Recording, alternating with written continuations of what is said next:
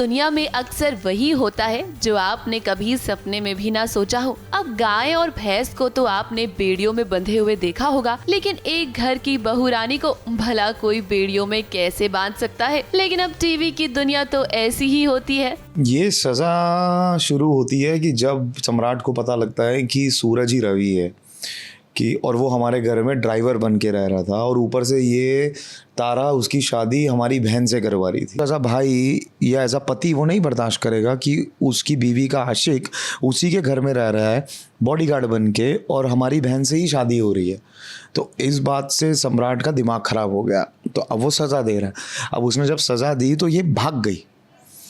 अब ये भागी तो इसलिए सम्राट पकड़ के लाया वापस और बोला अब तुम्हें हम जंजीरों में बांधेंगे ताकि तुम भाग ना पाओ कहीं पे।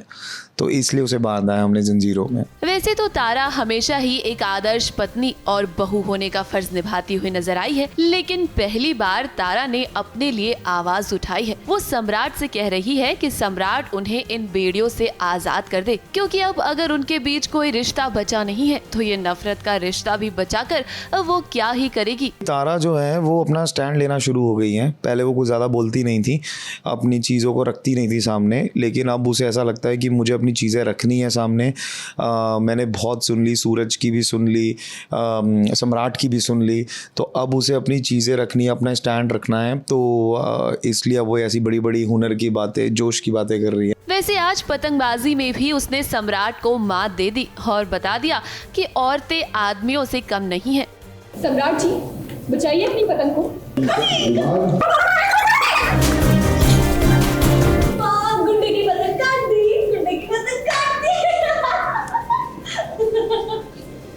हमेशा सम्राट जैसे पति ही अपने पत्नियों को अपने से पीछे रखते हुए नजर आए हैं, लेकिन तारा ने अब ठान ली है कि वो ये सब बर्दाश्त नहीं करेगी। घर में इतने सारे लोगों का ख्याल रखने वाली बहू, इतने सारे लोगों को हिम्मत देने वाली लड़की कभी भी कमजोर नहीं हो सकती है। ये बात तारा ने सम्राट को समझा दी है। देखो, वो बोलते हैं ना कि आप जितने मर्जी 30 मार खाओ, लेकिन जब बीवी आती है सामने तो सब चुप हो जाते हैं।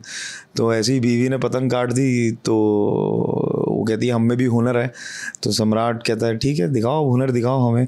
तो उसने काट दी पतंग, तो ऑफ कोर्स अब उसको गुस्सा तो आएगा ही, क्योंकि वो इगोइस्टिक आदमी है सम्राट। तारा, अब हम आपसे यही कहेंगे कि आपकी पहल तो अच्छी है, लेकिन सम्राट में इतना ईगो है कि वो इतनी आसानी से तो आपको जाने नहीं देगा। ऐसे में आपको ये लड़ाई जारी रखनी होगी। मुंबई से सुजीत मिश्रा के साथ एबीपी न्यूज रिपोर्ट।